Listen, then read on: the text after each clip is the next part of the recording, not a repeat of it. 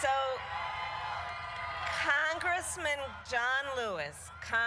John Lewis, before his passing, wrote, "Democracy is not a state, it is an act." And what he meant was that America's democracy is not guaranteed. It is only as strong as our willingness to fight for it.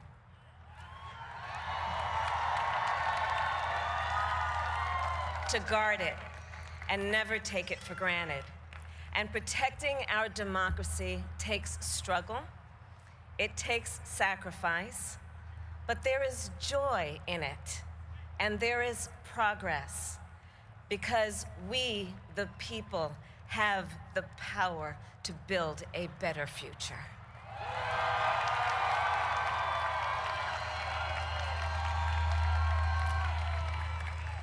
And when our very democracy was on the ballot in this election, with the very soul of America at stake, and the world watching, you ushered in a new day for America.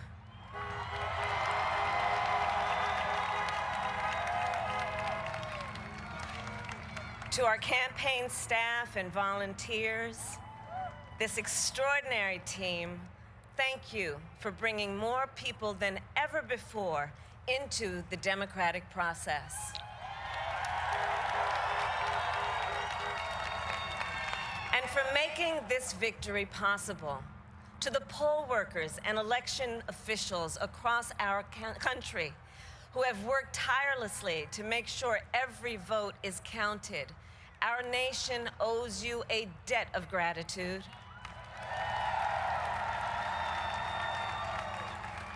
You have protected the integrity of our democracy. And to the American people who make up our beautiful country, thank you for turning out in record numbers to make your voices heard.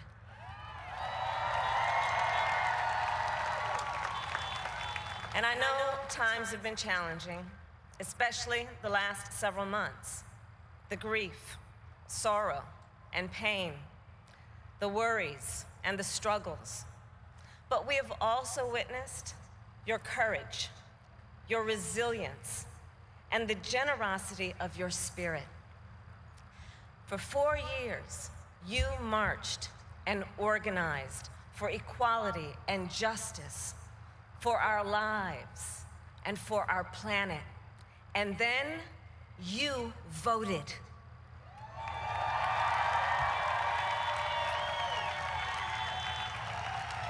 And you delivered a clear message. You chose hope and unity, decency, science, and yes, truth.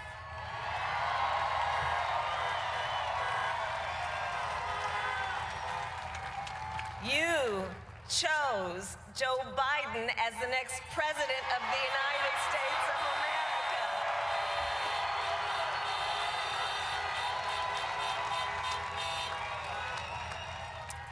And Joe is a healer, a uniter, a tested and steady hand, a person whose own experience of loss gives him a sense of purpose that will help us as a nation reclaim our own sense of purpose. And a man with a big heart who loves with abandon. It's his love for Jill, who will be an incredible First Lady.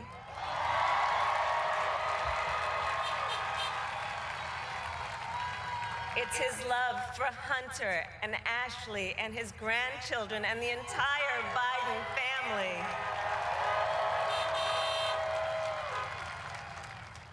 And while I first knew Joe as vice president, I really got to know him as the father who loved Bo, my dear friend who we remember here today.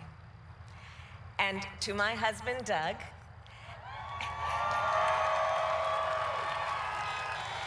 and our children, Cole and Ella, and my sister Maya, and our whole family, I love you all more than I can ever express.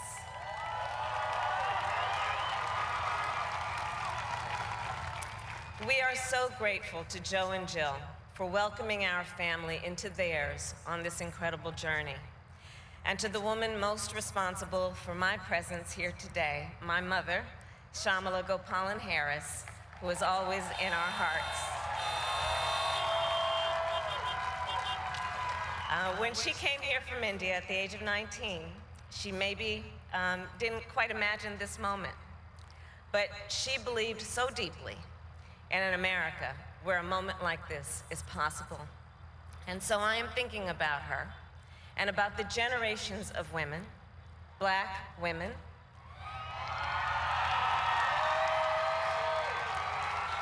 Asian, white, Latina, Native American women, who throughout our nation's history have paved the way for this moment tonight. Women who fought and sacrificed so much for equality and liberty and justice for all, including the Black women who are often, too often, overlooked, but so often prove they are the backbone of our democracy.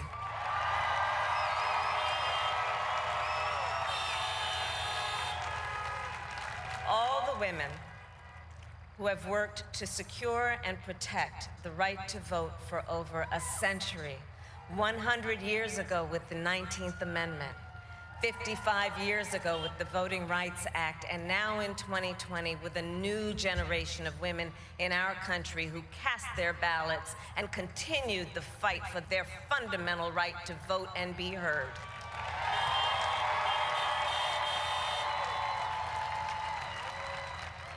Tonight I reflect on their struggle, their determination, and the strength of their vision to see what can be unburdened by what has been. And I stand on their shoulders. And what a testament it is to Joe's character that he had the audacity to break one of the most substantial barriers that exists in our country and select a woman as his vice president.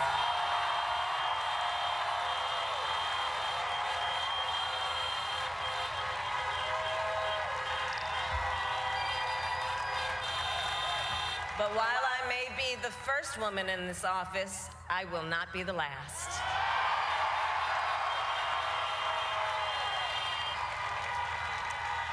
Because every little girl watching tonight sees that this is a country of possibilities. And to the children of our country, regardless of your gender, our country has sent you a clear message. Dream with ambition, lead with conviction, and see yourselves in a way that others may not, simply because they've never seen it before. But know that we will applaud you every step of the way.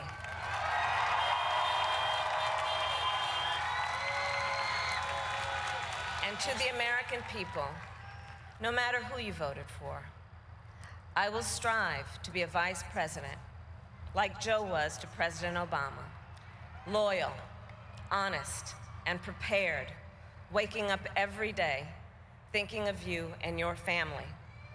Because now is when the real work begins, the hard work, the necessary work, the good work, the essential work to save lives and beat this epidemic, to rebuild our economy so it works for working people, to root out systemic racism in our justice system and society, to combat the climate crisis, to unite our country and heal the soul of our nation.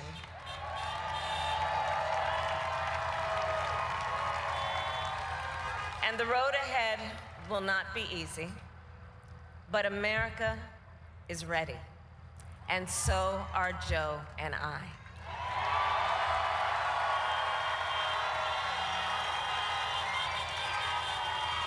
We have elected a president who represents the best in us, a leader the world will respect and our children will look up to, a commander-in-chief who will respect our troops and keep our country safe, and a president for all Americans.